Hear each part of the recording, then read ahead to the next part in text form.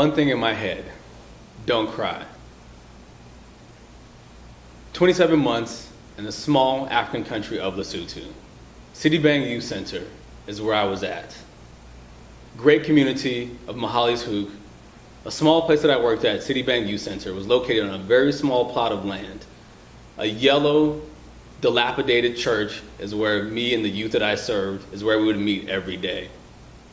On that property also was a very small garden where we grew moroho, also known as greens.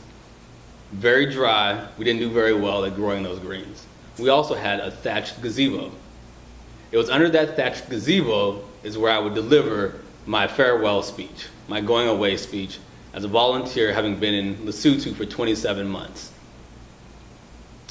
Came the day after the youth that I worked with, they had gone around the town, they had talked to people, a lot of people that I would see from day to day, people I would see at the grocery store, the taxi drivers who I would converse with in the taxi rank, the person who would fix my shoes when they became too worn out to wear, to work, or to play basketball in.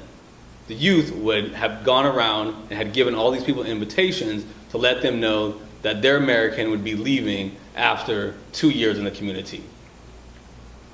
In my head, as I was preparing my going away speech in Lesotho, the only thing that I kept thinking was, you will not cry, Byron. You will not cry.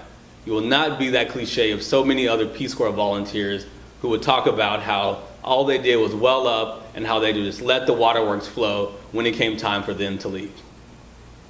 Comes the day, under the thatched gazebo, everybody has arrived, and I know it's now my time for me to speak.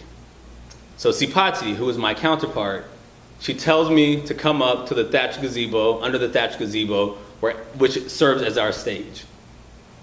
So I greet everyone. Hotsong Kaufela. Hello, everybody.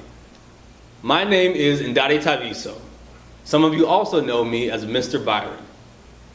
Then I began to tell everybody how much they have meant to me during these very short 2 years in this wonderful country and this amazing community that has welcomed me in.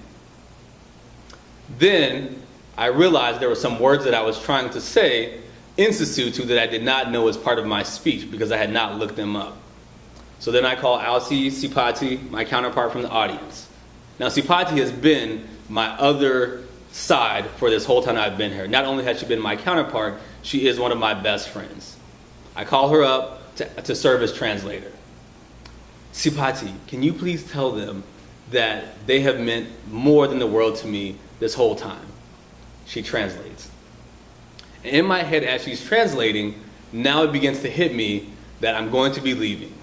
2 more months and I will be back home in America.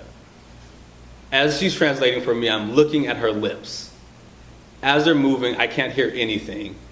I'm thinking about my thoughts, I'm thinking about the 2 years, I'm thinking about how much I've missed my mom, but I'm also thinking about the friendships that I have made. I say something else to Sipati about what I would like for her to translate. Once again, as she's translating, I look back at the audience. I see Miss Shirley, who has been the amazing woman who I've gone to her restaurant at least 4 times a week over these last 2 years. We have had a great rapport. I've gotten to know her family. I see her. I also see one of my other best friends from Citibank Youth Center, little Refumani. Refumani has been the guy who I've waxed poetic with about hip hop, about education, about immigration, about all these things that I am so surprised a 13-year-old boy would know. As I'm looking at them, the one thing in my head, Byron, you will not cry. You will not cry. Then it begins. First my throat, then my palms become very sweaty, and then I could feel it in my eyes. As I'm saying this, talking to Alcy Sipati, all of a sudden I realize there's a tear rolling down my cheek. And of course, because the audience is only 5 feet away from me, they can also see it and they can hear the quiver in my voice. Sipati, can you please tell them how? Then I hear, ach, please make him stop. He is so uncomfortable. We will wait. And then my counterpart, Sipati, says, leave him be. It will be a long time before he returns. And we want to hear him say how much this has meant to him, because it also means a lot to us. Let him cry. Men cry. And I think, if Sipati said it's okay, then it's okay. Men and women will see this moment. They will see me at my worst. They will see me cry. They will see all the snot come out of my nose. They will see me be who I am. But I also want them to know how much this has meant to me. I proceed to tell everybody that the relationships that I have made, the youth that I have taught, the community that I've worked with has meant the world to me, and you will never know how much. What matters is this moment. I am sorry for crying, but I need you to know that, yes, I have only been here 2 years, but this will be a moment that I will remember for the rest of my life. In my head, I thought, it's too late. You're crying. Crying is a part of the process. After I give my speech, Sipati pats me on the back, tears and snot and all. I think to myself, crying is okay.